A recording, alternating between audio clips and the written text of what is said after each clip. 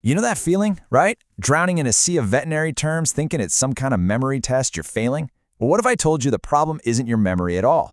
In this explainer, we're going to tear down the old way of learning this language and build a much better blueprint. It's all about architecture, not just memorization. So let's just get this out of the way right now. When you think about learning all this stuff, do you just picture endless stacks to flashcards, hours of repetition? Is it really just about cramming information into your brain until it sticks? Yeah, the answer is a hard no. Not even close. It's not about how much you can cram. It's about how well you build.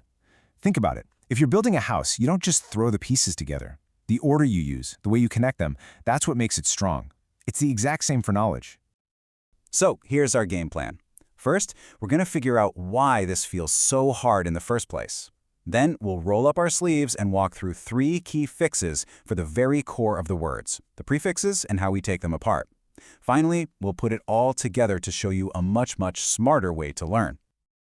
Okay, so why is this so tough? Honestly, it's not the long, funny-sounding words themselves. The real issue is that the most basic building blocks are usually taught in the wrong order. It's like trying to build a wall before the foundation is even set. Your whole understanding ends up feeling wobbly from day one. Now, you've seen this before in every textbook, right?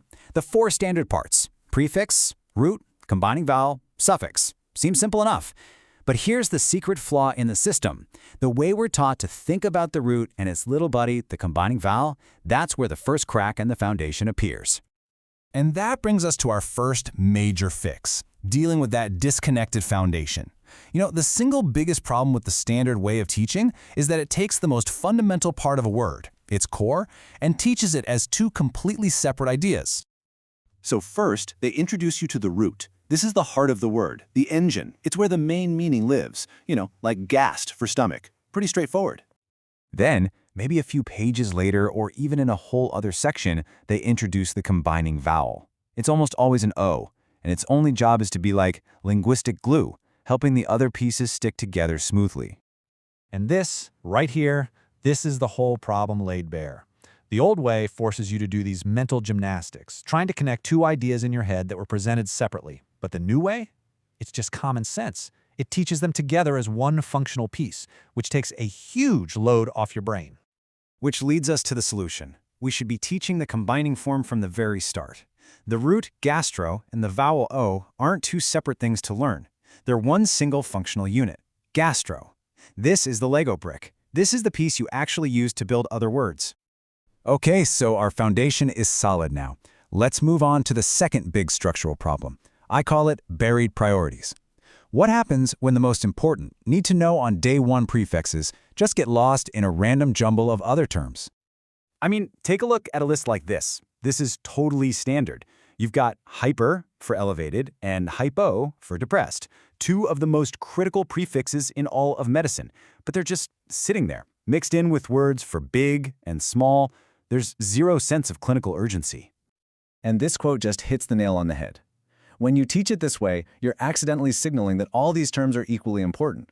But a student has to know right away that hypoglycemia isn't just another vocab word, it's an emergency. This kind of list completely fails to teach that priority. The fix for this is so simple and so smart.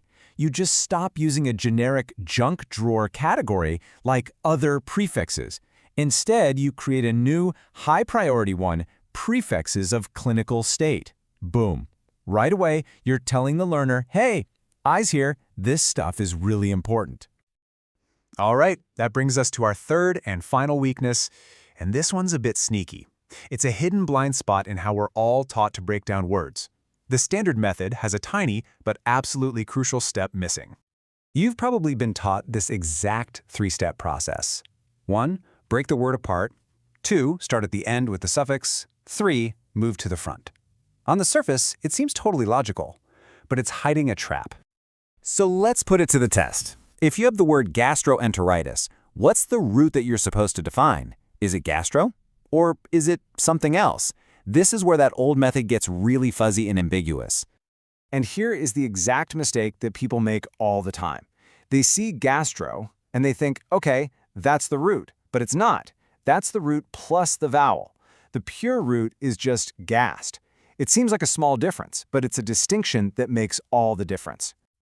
So, we need a better system. Here it is, the 4-step analysis. We just slide one new vital step in right at the top. Isolate the pure root.